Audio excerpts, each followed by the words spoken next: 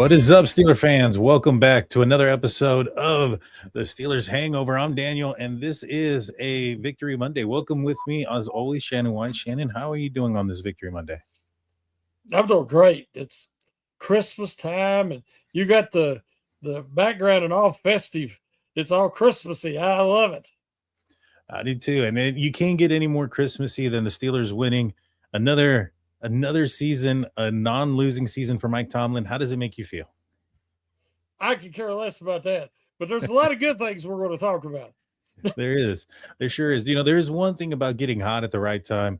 And the Steelers coming on a 3-game winning streak now and beating a team that, I mean, let's face it, everybody had chalked up as a loss against the Detroit Lions, upsetting them in convincing fashion. I know it kind of got close at the end, but in reality, throughout the entire game, the Steelers were in control. But before we get into it, there is some breaking news about today. DK Metcalf has been suspended for 2 games, an incident that occurred on the sideline where it appears that he may have extended his arm in the direction of a Detroit Lions fan. Do you want to call that a punch or push or whatnot? I don't know. That's not for me to decide. What are your thoughts there, Shannon? What is your reaction on the news? Well, I was so shocked. I think it was when we come back from halftime and they showed the replay. And I'm like, you just can't do that. You cannot touch a fan in the stands, especially during the game. You don't even need to walk over there. I mean, I've heard everything today. We all have. We've read the reports and that this is a guy that he'd had trouble with in Seattle and had the security take him out of the stadium, and they have a history. And then of course he uses the Myles Garrett defense. When he said he hit Rudolph with his helmet because he called him something, and he even brought his mama into this one. But regardless, you are getting paid millions of dollars to perform on the field. Now, we got to remember he had a really bad beginning to that game. I mean, with drop passes and mistakes and everything else. And then he magnifies that by going over and confronting a fan. Now, the part that was overblown was the so-called punch. He grabbed him, pulled him down some, and supposedly ripped his shirt. But then you see he just kind of like pushed him away. He was holding him down, leaning over the railing, and then he pushed him away. That ain't a punch. Anybody's ever been punched knows what a punch is. That ain't a punch. But regardless, you can't touch the fan. You can't do that because the fan wasn't being hostile to him. And then the audio that they're playing, you don't hear any of the stuff he says was said. So it doesn't look good. And regardless, again, you're paid millions of dollars to have a thicker skin. You're paid millions of dollars to, you're going to take some abuse from the stands, but that's why you get paid big money and to catch the ball and to make plays. And there is not a problem unless you go over there to the railing and confront the fan and make it a problem. And, if that's the case, you could go to security and say, that guy said this, he's being abusive, get him out of here. But you don't handle it yourself. And if millions of dollars won't help you have self-control, losing a lot of that money will. It was just stupid. I expect better from any of the Steelers. I expect better from him. He's $30 million a year or whatever. It's unjustified in my opinion because of what it could cost the Steelers. Had they lost that game, then you're going into a game you have to win, even though they really need to win the next game. But we're talking 2 games. I know he's going to appeal, but what if he appeals and then one of the playoff games, if they make the playoffs, is one of the games he's suspended? So there's a lot to take in right now. Oh, I agree. That's my biggest worry as well, is that he's going to appeal. They're going to allow him to play the Cleveland game. Yep. And then they're going to say, all right, you lost your appeal. You're still going to be playing, facing 2-game suspension, and one of them is going to be the playoff game. And I hope that's not the case. I'm hoping that they get an answer relatively quickly, and I'm hoping that it's just a 1-game suspension. I think that I think a lot of people were anticipating maybe or saying that the NFL was anticipating that there would be an appeal, and so that there would be some sort of punishment on the board. They went with a 2 game, so that way they can drop it down to 1. I hope that's the case. I don't think DK has a history of being physical with fans, and those type of things. I know that there was a situation earlier in the year with Lamar Jackson and another person. I think it was a fan as well, where they kind of got a little shoving thing, a little bit different of a scenario, but there was no suspension or anything there in that scenario. But DK gets a 2 game suspension. He's appealing it. Hopefully, we find out something soon. But you cannot walk over during the actual game and confront a fan. I mean, that's just it's unacceptable. It's stupid. It's stupid. Again, when you're making $37 million to play a child's game, you're out there playing, living so many people's dreams, their fantasies, and you're getting to do this, and you can't focus on your team and what matters for that short period of time that the game's going on, that you got to go over there and confront somebody. It's ridiculous, Daniel. I mean, everybody gets frustrated. We all get mad. We have people that push our buttons, and we don't retaliate for different reasons. And one of them is your job. If it's can cost you your job or hurt your place of business. In this case, you're a team trying to make the playoffs and change around a really bad middle of the season right there. And they're starting to get on a roll. Things are coming together, and you're jeopardized that because of your own anger issues and immaturity. The Steelers have problems with this, with wide receivers lacking focus on what matters, and that's team first. And it ain't just because they're wide receivers. There's a lot of guys out there that, can make better decisions and hit somebody. He needs to get this under control because all the trash talking and the 15-yard penalties we've seen, it's one thing to be tough, but it's another thing to be mouthy. And that, like if you get into it with the third-string cornerback and you both get ejected, who's it going to hurt? Them losing a third-string cornerback or you losing wide receiver 1? So he has to get that under control. No, I completely agree with you there. I mean, it wasn't like he went over there because he heard something right away. He slowly made his way there. He stood there, then he kind of got closer, and then he stood and faced away, and then he made his way over there. He had ample amount of opportunity to rethink his decision and his actions. So I don't disagree there at all, 100%. I think that he was, culpable, and I think and I hope it's only going to be a 1-game suspension. I thought it would be 1. I was shocked when they said 2. Yeah. Yeah, and by the time it happens, even if it is just the 1, the Steelers may have 2 meaningless games. We find out Saturday if the Ravens lose to the Packers. I mean, you don't want to go into the season with him missing 2 games and getting out of sync with the quarterback and things of that nature. But hopefully it turns into a situation where these 2 games are meaningless.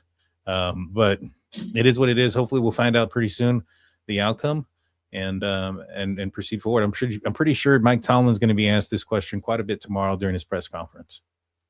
As he should be. I mean, and I'll go back to this, and I've heard people have said to me since they've won, because I thought they'd lose in Detroit. I've said that already. Yeah. And am I going to admit I was wrong about Mike Tomlin? No, I'm not wrong about Mike Tomlin. Understand, we've seen the same pattern for a decade.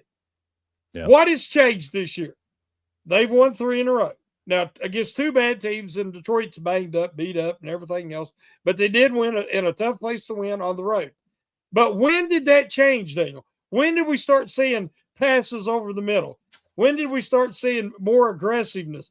They did all-out blitz multiple times in the fourth quarter of that game, which is totally out of character for this defense. They went for it on 4th down multiple times.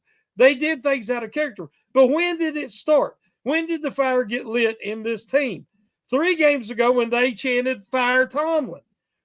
Listen, the only thing that changed was egos got, involved. People realized that the product on the field wasn't measuring up. The coaching staff wasn't measuring up. And because fans were saying, okay, we need to look at this. Maybe fire Tomlin. We need a new coaching staff. It took him out of his comfort zone. And you're seeing him act different, coach different. We're seeing the results on the field, the intensity of the players. There wasn't, we were wrong by saying fire Tomlin, because I'm telling you, it would have been just like every other season. And the 5-game losing streak to end last year, that's where it was heading until people started actually calling out the person in charge and holding them accountable. And now we're seeing some results. So I'm very happy, and we can talk about it as we go along. I see some positives that gives me hope for this season. Because like I told you, this team was built for this season. After this season, it's kind of a rebuild. There's a lot of these guys won't be back because there's a lot of guys on the last year of their contract or signed to 1-year deals. So they were put together for one run, and that's what they're doing right now. And it's kind of coming together. But I'm telling you, the intensity and the energy and the impact behind these changes we've seen the last 3 weeks started with the fire Tomlin chance. It definitely did. I think there definitely was a change in aggressiveness, especially going forward on fourth down and those type of things, as you mentioned. It did seem like there was a fire started. Mike Tomlin had some comments about it apparently a few weeks back when the Steelers had lost. He was asked a question about his confidence. And apparently after the press conference, after the game this past week, as he's walking out of the down the tunnel, he yells out something to the effect, and that's why I'm confident, Brooke. I mean, I'm assuming it was Brooke Pryor who asked him the question about his confidence. So he remembers things. He remembers what everybody's saying. But if he's remembering it and he's thinking about those things and it's in his head, I think we are seeing it translate onto the field with some things that are different. Some going forward on 4th and 3, going forward on your side of the 50-yard line when it's 4th and short.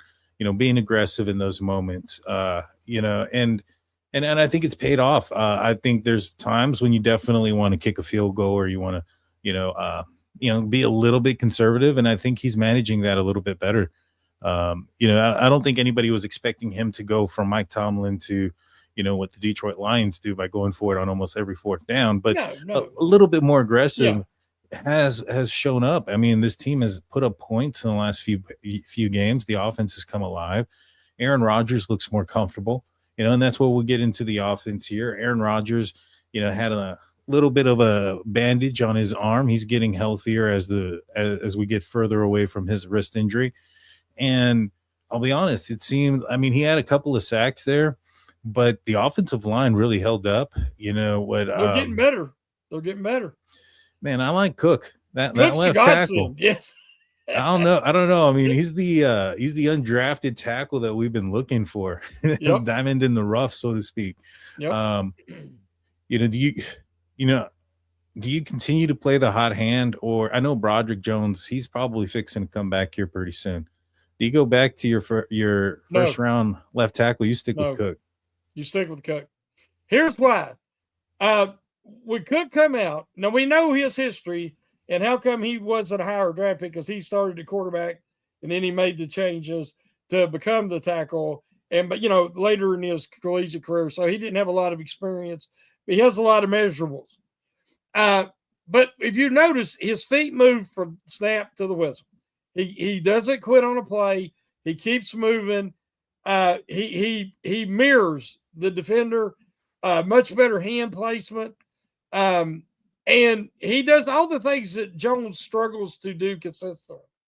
And we're seeing, even without Samalu in there, Samalu's had a tough year, a lot of injuries, and it's hard for him to gain consistency because he's hurt all the time. So, we've seen a lot of Pete, yesterday, and but you finally see the line gelling.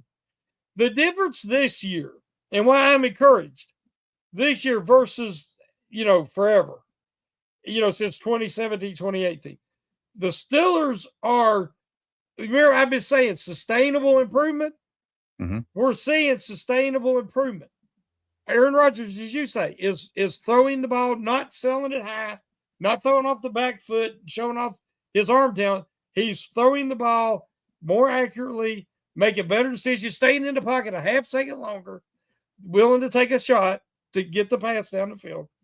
The line is giving him protection, and they've been one of the better lines if you look over the year in pass blocking. But now they're blowing some holes, man. I mean, them 2 runs by Warren, he was hardly touched, and he takes it to the house. And, the Lions' problem is in the secondary, not so much in their front 7. So I was impressed with the run blocking, especially. And both running backs played really, really well.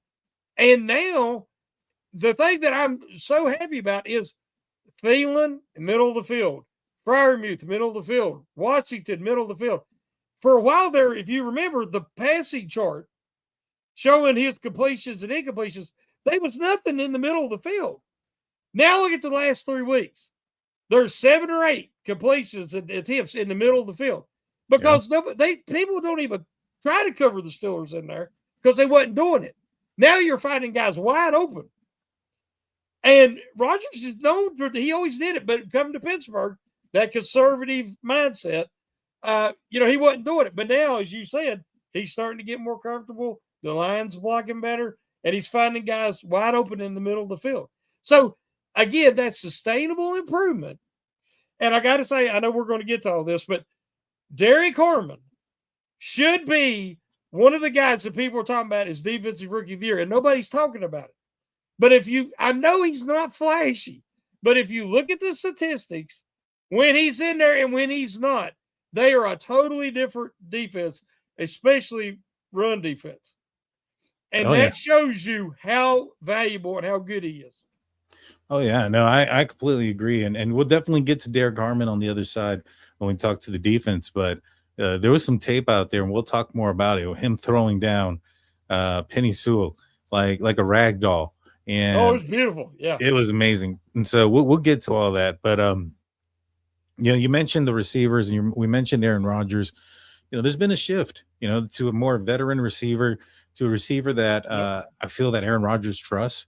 He made a huge throw to MVS out there. Tony Romo was criticizing him for being off by about 2 feet on a 50-yard throw. I don't really think he was off by 2 feet. That was a catchable ball. It was a difficult ball. It would have been, but it was catchable. Yes. And kudos, for going out there and trying to grab it. Maybe a little less air under it. I don't know. Those passes are hard to catch. I mean, to travel 50 yards, the ball has to be moving with a certain amount of velocity, and so it's not easy. And but to me, I think there's been a huge difference in I guess Aaron Rodgers' confidence in the receivers, knowing that these guys are going to be where he expects them to be, and I think it's really portraying there. If DK is out for multiple games, who are you expecting to fill in that position? Are we expecting to see Roman Wilson finally get back in uniform again? Oh, I think you'd have to. But let's not forget, 3 catches for Scotty Miller, and he had 1 all year. That's true. So again, Scotty, we see what he did with Tom Brady when he was with the Buccaneers. Scotty is an NFL wide receiver, and he will be where he's supposed to be. He's probably more reliable than Calvin Austin, just to be totally honest. And you have MVS, and our podcast partner Big G calls him skillet hands, and he will make the spectacular catch and then he'll drop. Of course, DK does the same thing, but you have Thielen, who I trust his hands a lot, and but I think you'll see more Roman Wilson if. During this suspension, however many games of Metcalf. But again, if they use the middle of the field, Daniel, it opens everything up. And you got Gainwell, who's like having a top slot receiver. Because not only has he got great hands, as he showed with that incredible catch, but he's hard to tackle once he catches it. Because he's a natural running back. So the Steelers have weapons, but they just were didn't know how to use them rightly, ignoring the middle of the field. And now we're seeing the middle of the field, when they start using it, everything opens up. Oh, yeah. And it's only going to make things a lot better for everybody else, like you mentioned. And, the running game has really had its lanes because of the ability to move the ball down the field, the threat of being able to throw the ball at all parts of the field. Now the defense has to account for all parts of the field. And it lessens up the load there in the front for the running backs. Yeah, and speaking of the running backs, I mean, huge game by the running backs. Jalen Warren, 14 carries, 143 yards, had a pair of 45-yard long touchdowns. Oh yeah. Kenneth Gainwell, he had the crazy catch. I'll be honest. I was surprised they gave the Steelers a touchdown because they had ruled it an incomplete pass. So I thought that the only thing that they were going to do, and I was like so mad because I was like, man, the Steelers are going to get, screwed on this call. They're going to say, all right, it was a catch after review, but because we called it an incomplete pass, it's dead right there. You get the ball at the 10-yard line or whatever it is he caught the ball. I am so happy they allowed that play to run through and call it as such because that was a touchdown. It was, yeah. You can't take that away from him. It was a touchdown. Great catch. Did you think it was a catch off the rip or how? Yeah, what was your reaction of it? When it first happened, I'm screaming at the TV, pass interference, because he was tackling him. Yeah. And then after he caught it, I said, he caught that ball. And I'm like, run. So he runs it, and they're not signaling it. And I'm like, there was so many times in the game you're just sitting there, twiddling your thumbs, waiting on them refs to decide what the heck they're going to call. As we know, at the end of the game, we'll talk about later. But when you go back and see the replay, it definitely did not hit the ground, and nobody touched him, so it was obviously a touchdown. And I'm just saying, what a great play. I mean, earlier in the year, I might have been 2 weeks ago, somebody said, who's the MVP of the Steelers' offense and defense? And Gainwell was high up there. Yeah. But I wouldn't have necessarily said Gainwell at that time. But, man, because Warren's been really good too. But he just had some injuries and different things. But Gainwell has been the most consistent by far. And he makes plays every week. He shows up, and he can do it all. Run it, catch it, return the kickoffs. You going into the game, I thought, man, the Steelers have got to shut down Detroit's Gibbs and Montgomery. I never expected the Steelers running backs to blow up like they did, but they blew up Detroit. Oh, yeah, they definitely did. It was a beautiful sight to see. Oh, yeah. To be honest with you, especially winning in that form, running the ball, taking control. That third quarter, what the offense was able to do now, it started off great, driving down the field, but then Darnell Washington fumbles the ball. I thought that was the possibility to lead to a pretty big stumble. In the past, and even Mike Tomlin has said this, that this team maybe didn't handle adversity so well, going all the way down on the road and then to fumble in the red zone. That's a pretty big disappointing hit. That's a momentum swinging play. Yeah. And for the defense to go out there and get a safety a couple of plays later, I mean, that was huge. But, the Steelers didn't allow that to negate them. They came back. I think they only had a handful of plays, they being the not the Indianapolis Colts, I have the Colts game on the side. You got the Monday night game on. I understand. I do. The Lions, they didn't have negative yardage in the third quarter, and the offense just held on for the time of possession there in the third quarter and really, really wore down that Detroit Lions defense. It was a sight to see.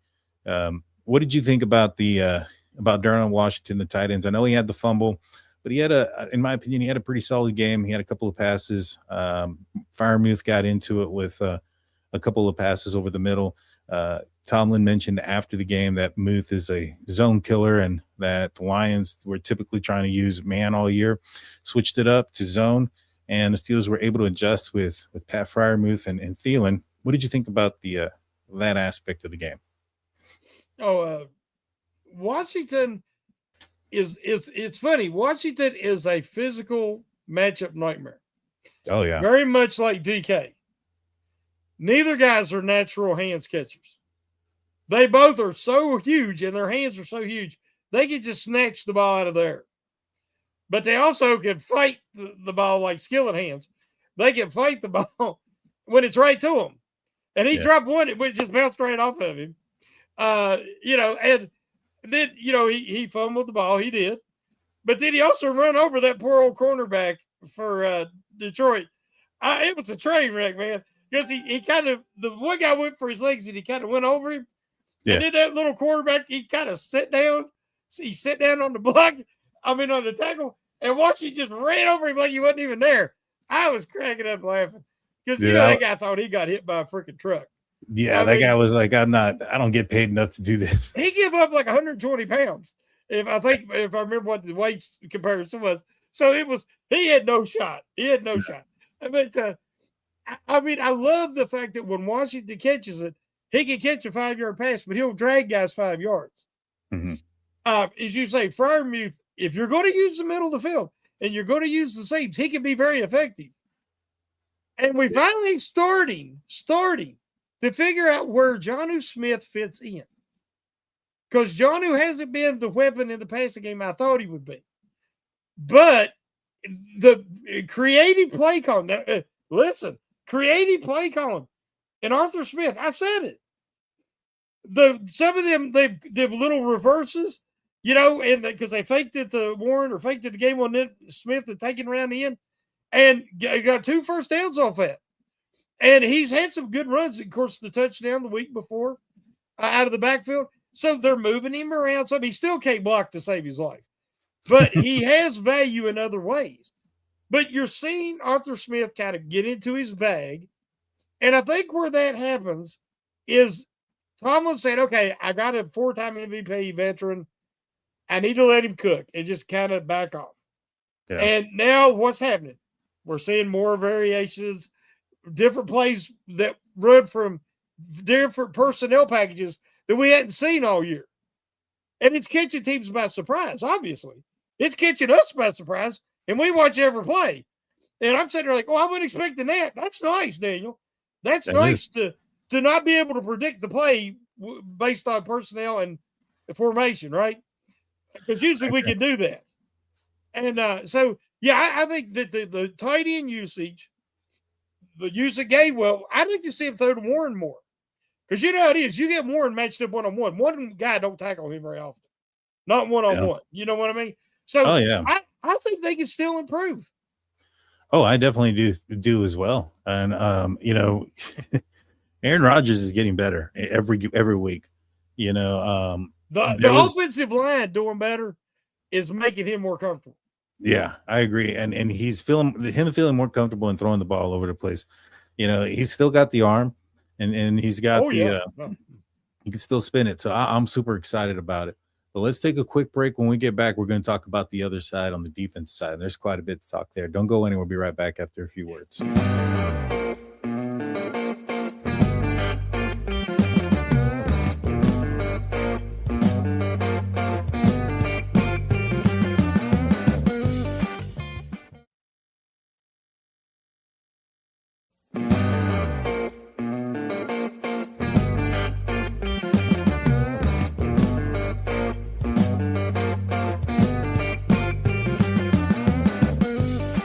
And we're back. Welcome back, everybody. Thank you for sticking with us. Before we get back into the conversation, I want to remind you guys of our website, SteelCurtainNetwork.com, your one-stop shop for Pittsburgh Steelers news and coverage.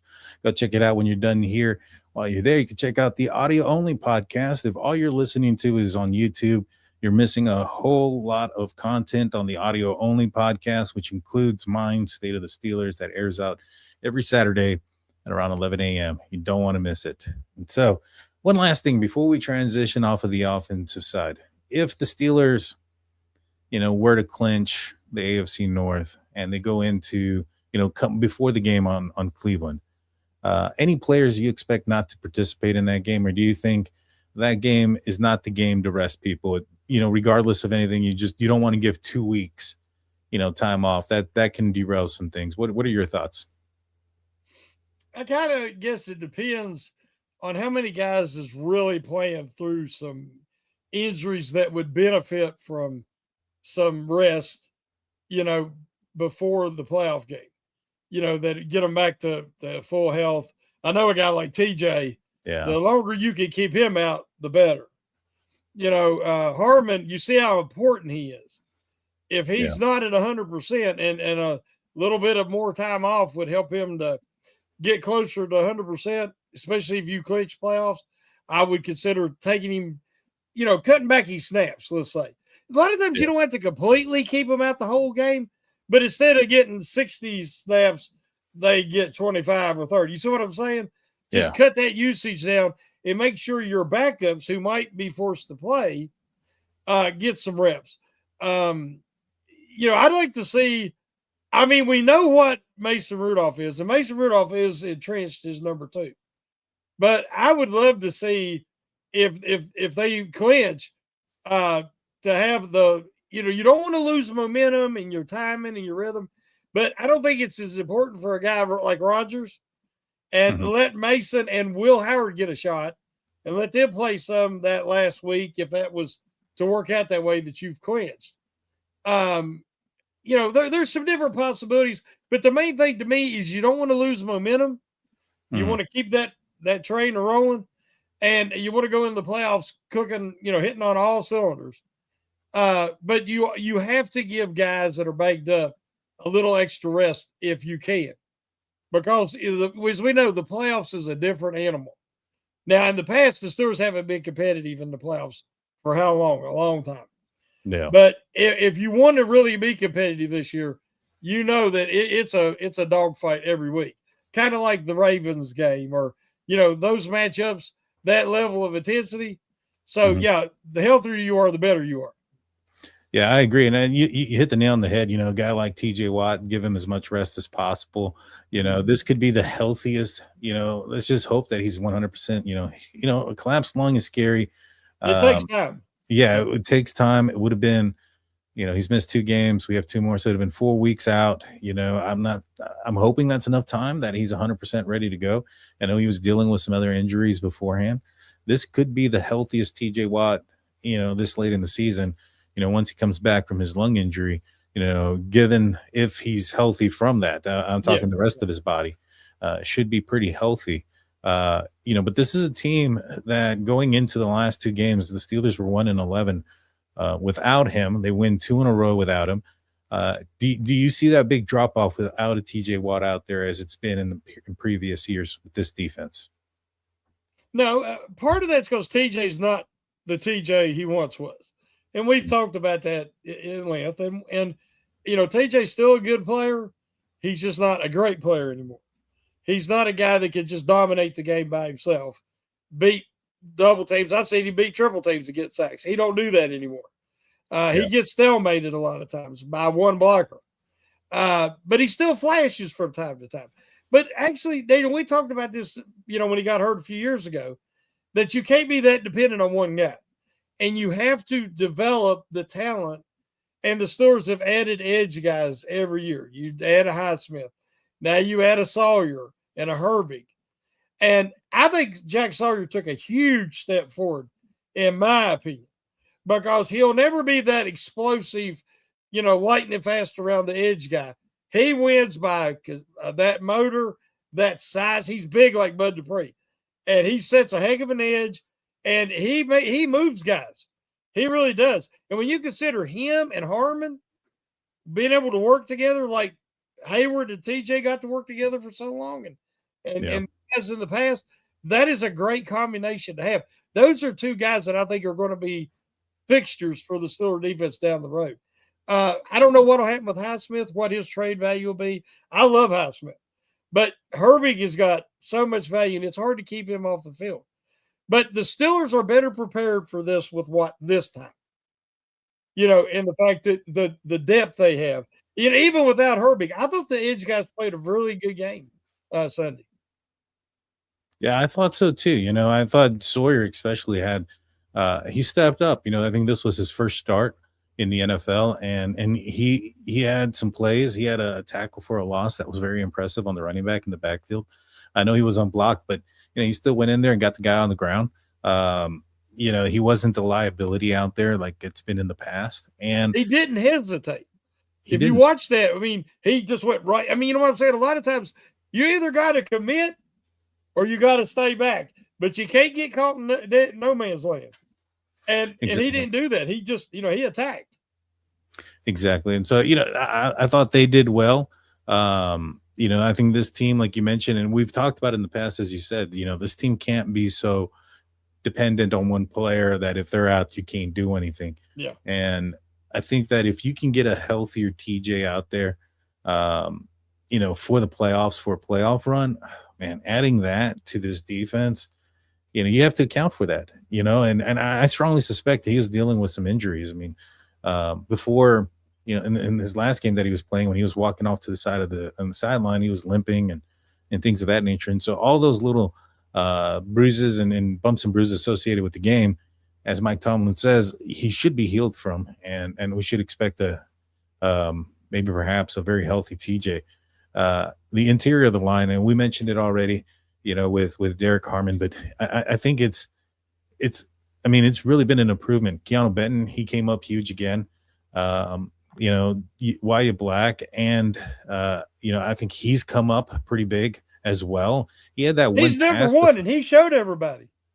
Yeah, he did show everybody he was number one.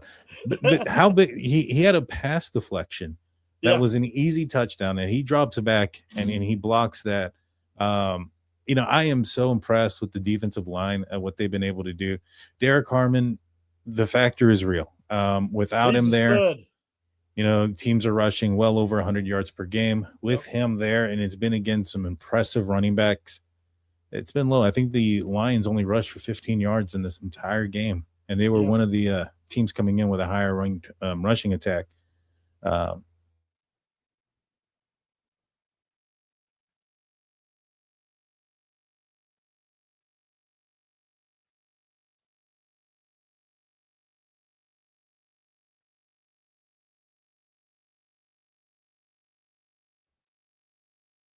And Daniel, I lost you. Okay, so Daniel is froze. Well, I was going to say Harmon is a stud. I mean, when they picked him in the first round, I was hoping that he would be, a guy that we could look at as a eventual replacement for Cam Hayward. Because I think they're very similar, even though to me, Harmon is far more developed at this point in his career than Hayward was, because it took Hayward like 3 years to become a starter once he was drafted. And he wasn't as big. He got bigger after he got to the NFL, whereas Harmon had an NFL ready body, on draft night. But I think one of the reasons that we've seen Harmon do what he's doing and have that kind of game in Detroit is he's from there. And that was like a homecoming for him. And you've seen an incredible level of intensity. What he did to Sewell is a great tackle for Detroit. He's the guy that I've been envious of and always wanted the Steelers to have a guy of that magnitude on their offensive line. Which I'm really high on Falatanu, but Sewell was, like a top 10 pick. But Harmon give him fits. Now I understand we're talking about a rookie who did that to one of the top tackles. One of the top tackles in the NFL. And I think that Harmon not only held his own, but at times he looked dominating. Brian Baldinger showed clips they broke down, and some clips where he just manhandled. So, and Black is a guy who's the closest thing the Steelers have had to a natural nose tackle. He understands how to anchor. He understands leverage. He understands how to take on two guys and not give ground and it still move and slide to fill in any running lanes that could open up. To me, Benton has been the big question mark this whole season on that line, and that he gets put on skates too easily. But if you've noticed in about the last 3 to 4 weeks, they're not asking Benton to anchor anymore. Benton is shooting gaps. He's not taking on double teams. He's either engaged one-on-one or he shoots it into the gap. And they're letting the other guys, because they use him in tandem with Black a lot. And with Harmon back especially, they've been able to shut down these running games much, much better. And I mean, I know the Ravens had 200 yards rushing, but it wasn't like a dominant 200 yards. It was like they get, 40 in this quarter, 40 in that, but it wasn't like they were putting a ton of points on the board either. So I see my buddy Daniel is back. And at first there, I was like, I was waiting on you. I said, he'll come up froze here in a second. And then eventually I realized you ain't coming back right now. Yeah. No, so I apologize. I had some computer issues here recently where it just restarts I've been there. sometimes I've been there. in the middle of the podcast. It's happened to me a handful of times. I apologize. And so yeah, the defense is doing amazing. I caught what you were saying about Keanu Benton, and I completely agree. Him not being asked to do as much and getting more Wyatt Black's time, more Harmon in there, and then I mean, I think Hayward's turning back to time a little bit. He's playing really really good football. He's out there. He's also, being a mentor to these younger guys, and these guys are being aggressive. They're playing very similar to Cam in his youth, and I couldn't be happier about it. The defensive backs, they've done well. A lot of injuries. Joey Porter Jr. had a situation where he went out, came back in. The Eccles went down with a groin, so Ramsey had to play some slot. I'm hoping Pierre is able to give it a go here pretty soon. We're going to, Steelers are going to need him back. Eccles is probably going to need some time with the groin. What are your thoughts about about the cornerbacks and the safety position? Well, I'm like you. I mean, who would have thought at the beginning of the year, oh, please let Pierre heal quickly. But he's just been so consistent, and he knows his limitations, and he knows what he's good at, and he's playing that way. There's something to be said about experience. Eccles, I mean, I seen it. I thought he got hit in the groin, the way he acted, and he went down. But obviously he pulled something. So that's scary because he has been really, really good and consistent for the Steelers. The only bad game I can remember, he did not do good against the Chargers. But none of the Steelers did good against the Chargers, let's be honest. But that's somebody they might match up with if they make the playoffs. So hopefully, that he's okay, he can come back. Don't rush him, Mo. Yeah. Because I think they have some guys that can feel it. I mean, I don't like seeing Clark out there, but Clark, I think, played a decent game Sunday. Because he does have some versatility. You can put him in the slot some. And that way keep Ramsey doing what he's really good at, which is moving him around, but mainly safety. Because Ramsey is such a smart player. He made different deflections, plays yesterday. One of them, he deflected that one that would have been a touchdown. And he got his hand out there and knocked it down. And it made him, take more time off. You know what I'm saying? In a game like that, every few seconds matter. And Ramsey's just playing great. So, again, Porter, I don't guess he gave up a touchdown again yesterday. So, there's been a few penalties. But honestly, there's a lot of corners that give up a lot more touchdowns than he's give up penalties. So keep doing what you're doing and learning what's getting flagged and what isn't. And he could be a dominant corner eventually. Oh yeah. Yeah, no, I'm excited about them, and like you mentioned, who would have thought we'd be excited about James by Pierre coming back? The guy's good though, man, and he's locked down some pretty impressive wide receivers. That was the thing about him. The Steelers were impressed with him early on in his career. They gave him an opportunity, and he didn't strike then, and he kept himself prepared. He became a strong special teams player. Danny Smith kept him on the team. And when he's gotten the opportunity to go back out there and showed how he's developed, he was able to do so. And so, kudos to him. Kudos to the to all the guys. Inside linebackers. Patrick Queen, I thought he had a pretty good game. Peyton Wilson was out there. Still splitting a lot of time with Harrison. I know that the Steelers were going up against a very run-heavy team, so I'm not surprised that we saw a lot of Harrison there. But what are your thoughts there about the limited amount of time that Peyton Wilson has gotten over this year? I think a lot of people were expecting him to be taking majority of the defensive snaps, and it's just not happened. Yeah, I expected Peyton Wilson to not only be a full-time starter, but be the green dot. Yeah. which I guess is still Queen, but Yeah. Queen is definitely had a stronger year this year as the Green Dot. I think that we're seeing him play more instinctively. Having him and Wilson out there at the same time, their athleticism is just it's startling. It really stands out. And you've seen Montgomery had more impact and effectiveness than Gibbs did, because every time Gibbs tried to bounce or tried to, Queen and Wilson was all over him. Now, there was a couple of times that Harrison, you've seen he's not the athlete that the other two guys are.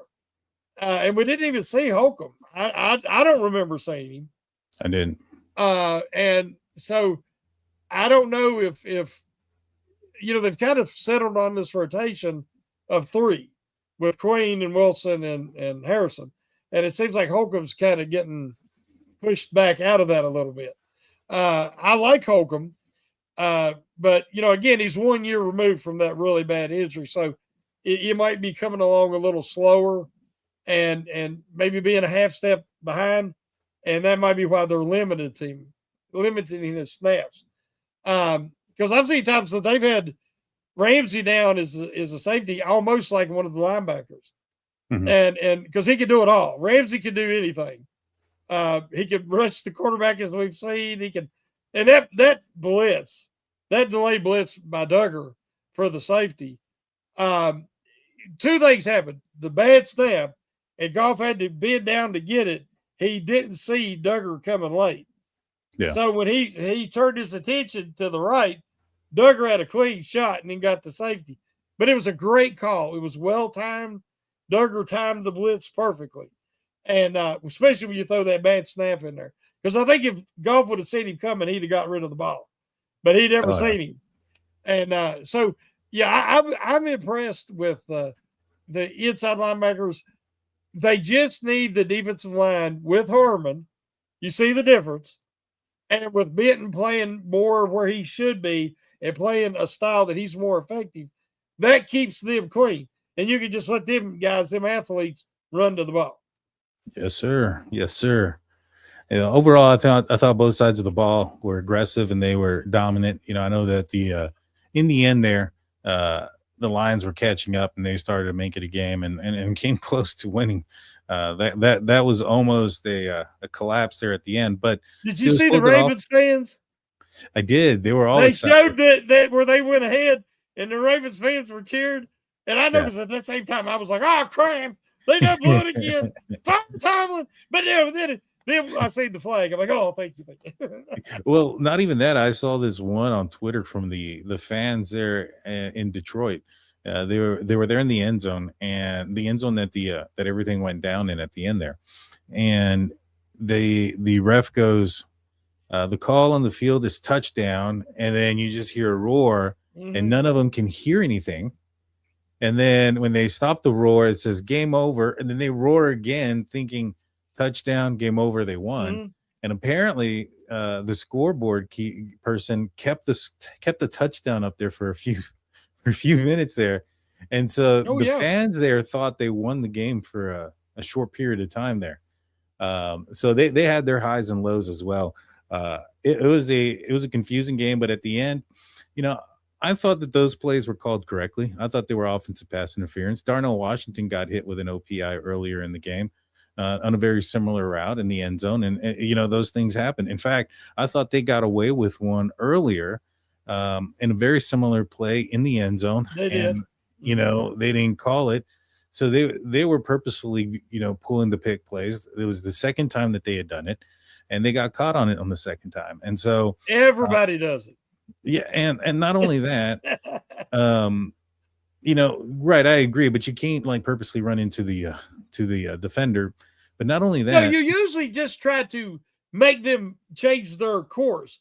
Right. They have to move a little to get by you. And when you use Washington, it's perfect because he's so big. But the problem is the guy never seen him, and he ran right into his midsection. And I think he kind of knocked a little bit of the wind out of Washington, halfway killed that cornerback. He was just like, he looked like he got hit by a truck. But they were good calls. I mean, they really were. And because if you watch that receiver, Tesla, I think was his name, for Detroit, when he went over, he didn't try to veer, but he put his shoulder down. Yeah. He didn't even try to hide the fact what he was doing. Yeah, that's true. And then, not only that, but I thought they gave them a little bit, because where St. Brown catches the ball is at the 1 yard line. And that's when he gets hit. When he pitches the ball back, he's on the 7 yard line. He was pushed 7 yards back. How that is not, forward progress has already been stopped, I have no idea. That whistle should have blown. It should have been dead. Yeah, it should have been dead. That should not have even been a deal, regardless. It should have been dead. It should have been. I mean, that's what it was. The Steelers won. They won fair and square on that. Now, one last thing. Transitioning to the final side of the, because you have your offense, your defense, you also got special teams. Boz missed the field goal. A field goal that would have put the game into 8 points. It wasn't the longest of field goals. There was a little bit of a bad snap, but it was recovered. What are your thoughts? Well, eventually everybody's going to miss one. Yeah. And I have complete faith in Boz. I do think the bad snap, and now Waitman did a great job getting that ball down. And it wasn't like he kicked the laces. This wasn't an Ace Ventura situation. But I just think that, he just missed. I mean, it hardly ever happens, but nobody's 100% field goal kicker in NFL history. Everybody's high 80s somewhere, and that makes them a legend. Yeah. The best guys are around 90. So, and we know Boz is one of the absolute best. So, I do think that the bad snap and all, it affected his focus a little bit. And then, he wanted to make sure he got the kick up and didn't get it blocked, because, it was kind of a slower process of the mechanics and everything because of that. And I think it threw him off a little bit. But, no, I had complete faith. If we needed him to kick a 60-yarder to win, because the one from 59 would have went from about 61, I think. So, I had complete faith in him, because that's how good he is. I did too. It happens. People make mistakes. He's not perfect. And so it happens. The last thing I want to ask you before we call it a show is, are you ready to see, can you see this team winning a couple of playoff games and being a Super Bowl contender? If you'd asked me 2 or 3 weeks ago, I'd have said not a chance. I honestly, at one point, wondered if they'd win another game, because seeing Rodgers check out in the Chargers game, on Sunday Night Football, and see guys become disinterested, and now they didn't have a clue.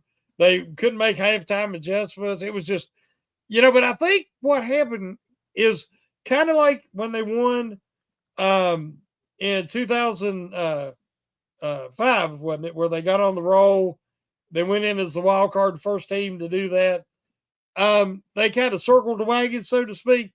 Yeah. I think when all the fans and the media and everybody started to say, hey, this streak is a little bit overblown, and they haven't won a playoff game in a decade, and blah, blah, blah. And we all got tired of hearing that crap. And, somebody's got to be held accountable. So finally, people started looking not just at Tomlin, but at Art too. And I think that it lit a fire. It lit a fire in Tomlin to say, okay, maybe I don't know everything, and I'm going to look for answers anywhere, and listen more to the coaches and listen more to the players, and what is the problem, and am I part of the problem? And right. I think it made the players say, okay, we're going to play for Mike. We love Mike, and we want to be Pittsburgh Steelers, and we want to, not be remembered as the team that let his streak in and the team that let the culture die. And that's where it was heading. And we're starting to see this team that was put together for a 1-year run, I'm telling you, starting to see them realize that they can do it, that this isn't a talent issue. But the coaches had to coach better. The players had to play better. Ownership had to do better. It was up to everybody. And I think they've kind of united in that. And we're starting to see a sustainable improvement. the two things you always hear from me: sustainable improvement and effort, and they go hand in hand.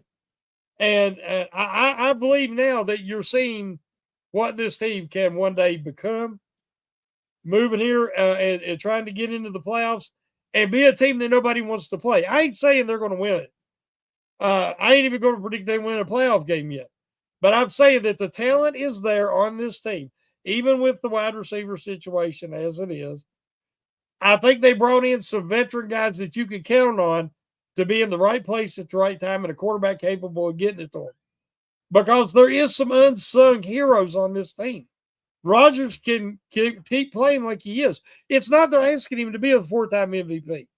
They're asking him to make the right reads and make the accurate passes. And he's doing that. They're asking Gainwell to be that special player, the do-it-all guy, and he's doing it. Warren can do what he's doing. They've got the talent in the tight ends and in Metcalf, and now they got some reliable older veteran receivers. You don't know what can happen. You get in the dance on a roll, and then you let the chips fall where they may. Exactly. And this isn't a playoff bracket that's going to be where you think that there are teams there that are impossible to beat for the Steelers. The Chiefs aren't in there. The Ravens are probably not going to be in there. You're the Buffalo Bills. They almost got upset by the Browns. You have the Jacksonville Jaguars just upset the Denver Broncos. The Steelers have already beaten the Patriots. The Chargers. That could have been a different game if some plays go a little bit different in that game. I think they have the capability of winning against every team that's there. Can they do it? We'll see. I mean, they're getting hot at the right time, and that's all you can ask for at this part of the year is a December to remember instead of a hellish December, so to speak. And I'm all for it. The next matchups against the Cleveland Browns, a team that's going to be starting a rookie quarterback in Shedeur Sanders, likes to hold on to the ball a little bit. And so I'll be excited to see what the defense can do in that scenario. I think they lost their running back too. So it should be that was tough. Tough. Yeah, for sure. And so we'll see how that game goes. The Steelers are lined up. Their win, they end. They may not even have to win come that depending on what happens on Saturday. Any final words there, Shannon? No, I know that a lot of us are kind of gun shy after being disappointed so many years now. And but all I asked for, if you remember before the season, was just not the same thing. And that's the definition of insanity, doing the same thing over and over and expecting different results. And they did something different, Khan and Waddle did, in building this team. And at first I thought maybe this might work, and then we started seeing the same pattern. And I think it took the fans. I really do. I believe that the fans have a say in this. And I think the fire Tomlin and Art's got to do better and all the criticism kind of woke up some people. It woke up Art. I think it woke up Tomlin. I think it woke up the players who don't want to be the team that let him down. Yeah. And I think we're seeing the effort and the guys working and the chemistry and the improvement. So I might regret it, but I'm starting to buy back in some. I am too. That this could be different. That they could be, because I've watched teams like Jacksonville get in and knock the Steelers out.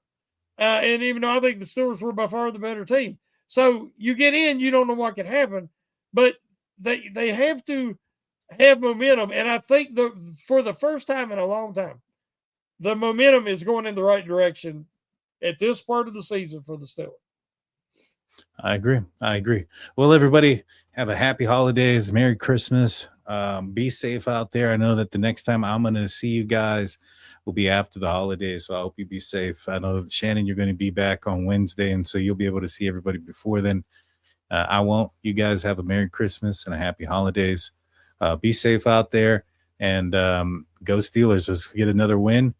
Shannon, do me a favor and take us out, my man. One thing I was going to remind everybody is right now we're scheduled to go at noon on Wednesday because of being Christmas Eve and everything, and we got different functions that evening. But definitely tune in for Pump Your Brakes Wednesday at noon. And And for those who can't make it, let me say now, Merry Christmas. Love all y'all. Appreciate you. God bless you and your families. Hope you have a great Christmas and making memories. Food, fun, and fellowship, man. That's what it's all about. And we love you guys. Yes, sir.